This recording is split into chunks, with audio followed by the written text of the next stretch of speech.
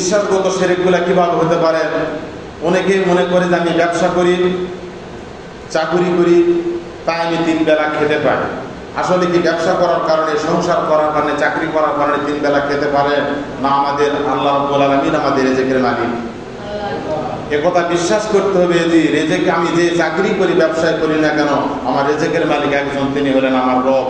এটাকে আপনাকে বিশ্বাস করতে হবে। যদি কেউ বিশ্বাস করে যে আমি ব্যবসা করি, চাকরি করি, তাই আমি 3 বেলা ভালো খেতে পারি, তাহলে সে বিশ্বাসগত শিরক করবে। কি করবে?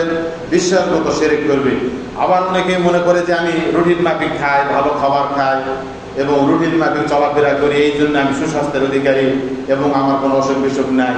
বলেন তো, রুটিন মাফিক চললেই আর ভালো খাবার খেলে সুস্বাস্থ্যের অধিকারী হওয়া যায় না? সুস্বাস্থ্য দান করার একজন মালিক আছে, একজন মালিক আছে। তার এটাকে আমাদের বিশ্বাসগত শিরক। এগুলো আমরা বিশ্বাসের মাধ্যমে এগুলোকে শিরক করে ফেলি।